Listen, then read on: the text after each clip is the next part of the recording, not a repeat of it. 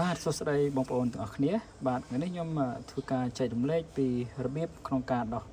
កម្មវិធីទូរស័ព្ទរបស់បងប្អូនដែលវាជាប់លក្ខណៈខ្មៅបែបនេះបាទអញ្ចឹងខ្ញុំសូមធ្វើការបង្ហាញទៅលើ model Honor X6B បាទហើយតែពួកប្រភេទ Android អញ្ចឹងវាជាប់បែបនេះបងប្អូនអាចមើលវីដេអូមួយនេះបងប្អូនអាចធ្វើការដោះដោយខ្លួនឯងបានដោយងាយស្រួលបាទអញ្ចឹងសម្រាប់អ្នកដែលគេចេះដោះគិតថាងាយស្រួលប៉ុន្តែសម្រាប់អ្នកដែលមិនទាន់ចេះដោះគិតថាពិបាកបាទអញ្ចឹងបងប្អូនរងចាំទស្សនាជាមួយខ្ញុំនឹងធ្វើការបង្ហាញពីរបៀបក្នុងការដោះបាទក្នុងការដោះគឺអត់មានអីពិបាកទេបងប្អូនទាំងអស់គ្នាយើងគ្រាន់តែចូល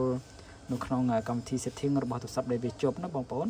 បាទយើងចូលកម្មវិធី setting ចឹងមកបាទបន្តមកទៀតយើងធ្វើការអូសវារកពាក្យ accessibility នេះបងប្អូនចូលកន្លែងពាក្យនេះមកបងប្អូនបាទមិនថាទូរស័ព្ទ Oppo Vivo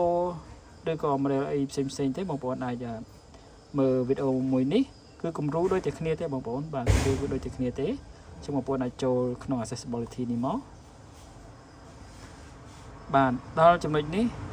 ហើយការចូលគឺវារៀងខុសគ្នាតិចតួចណាបើខុសទូរស័ព្ទណាបងប្អូនអាចធ្វើការមើលអក្សរដែលខ្ញុំបានធ្វើការចុចនេះមកវាស្តៀងគ្នាទេបងប្អូនបាទអូខេចឹងបន្តមកទៀតយើងចូលកន្លែង accessibility មួយទៀតមកតង់ទៀតណាបងប្អូនកន្លែងនេះអូខេចុចចឹងមកហើយបងប្អូនកន្លែងមើលសញ្ញាគ្រីសនេះបងប្អូននេះបងប្អូនឃើញទេកន្លែងនេះបងប្អូនឃើញមានសញ្ញាគ្រីសបើនៅកន្លែងនេះគឺកន្លែងនេះហើយដែលធ្វើឲ្យទូរស័ព្ទរបស់យើងវាចាញ់color របស់វាចេញពណ៌ខ្មៅបងប្អូនបាទចេញពណ៌ខ្មៅអញ្ចឹងយើងធ្វើការបិទវាអញ្ចឹងមក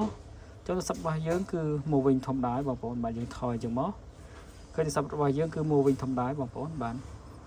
ក្នុងការដោះគឺអត់មានអីពិបាកទេបងប្អូនទាំងគ្នាបាទអញ្ចឹងវីដេអូថ្ងៃនេះគឺមានតែប៉ុណ្្នឹងទេបងប្អូនបាទអញ្ចឹងចាំជួបគ្នានៅវីដេអូក្រោយបាទអរគុណ